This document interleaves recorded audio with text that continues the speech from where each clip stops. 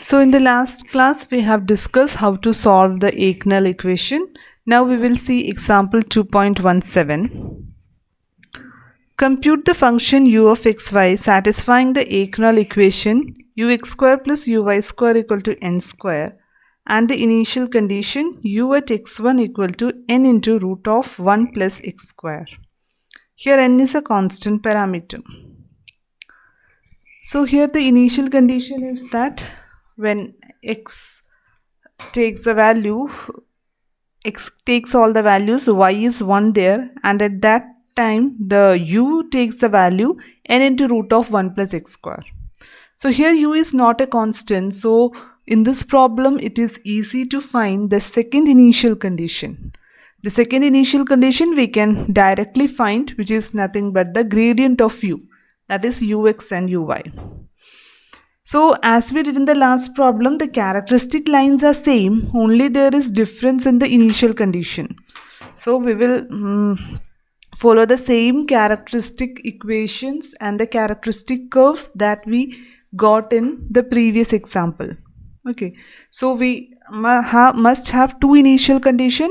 One of the initial condition is x at 0s is equal to s, y at 0s is equal to 1, and u at 0s is equal to n into root of 1 plus s square. We mark it as equation number 1. Now we have to find the second initial condition, which is nothing but ux and uy, gradient of u. So second one, dx by dt at 0s, that is initial value, so t is 0 here. It is equal to ux, so initial value of u is given to be n of root of 1 plus x square. So we have to differentiate this with respect to x. So you will get ns by root of 1 plus s square. Similarly, dy by dt at 0s is uy, which we will get as n by root of 1 plus s square. We mark this as equation number 2. So the characteristic equation curves are same. Now we to get the arbitrary constants or functions, we have to apply these two initial conditions. So as we did in the last problem, the characteristic curves are x is equal to f1 of s t plus f2 of s, y equal to f3 of s t plus f4 of s, u equal to n square t plus f5 of 6.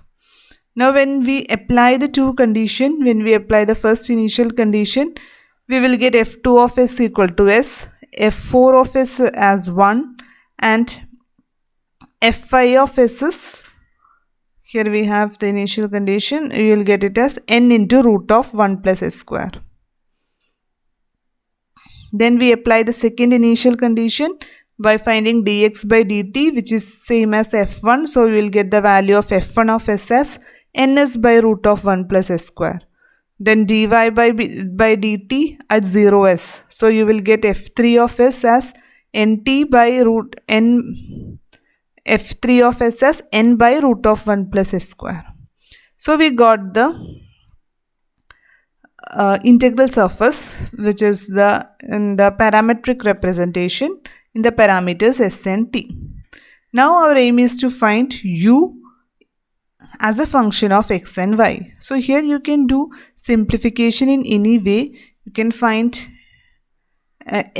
t and substitute, or you have to eliminate t and s, and you have to write a relation u as a function of x and y. Here what I did is, here I have calculated x square plus y square. So you can see when you do x square plus y square, by doing some simplification we can see that it comes to be nt plus root of s square plus 1 whole square. But from here we have u is n into nt plus root of 1 plus s square. So nt plus root of 1 plus s square happens to be u by n. So this is equal to u square by n square. So we are getting the relation u equal to n into root of x square plus y square. So here also two values are there, we are taking only one. So we have u equal to n into root of x square plus y square is the required integral surface. So here as in contrast to the previous problem, here u is a function of x. It is not a constant. So if it is a constant, we have to find the orthogonal, or we have to find the initial condition as we did in the last problem. But since u is given here at the initial value, which is not a constant, so we can find the initial condition as by calculating the gradient of u, that is ux and uy. So now this method can only be applied to the Akinol equation, and this is not a general method, because this method may not be possible to solve any nonlinear PDE. So this method applies to only Akinol equation. So you have to study the theory of Akinol equation and these two examples in particular. Now in the next section, we will study a general method for solving a nonlinear PDE. So earlier we have studied linear PDE, then quasi-linear, semi-linear, all we have discussed. Now we will see in the next section, we will see how to solve non-linear partial differential equations. Okay.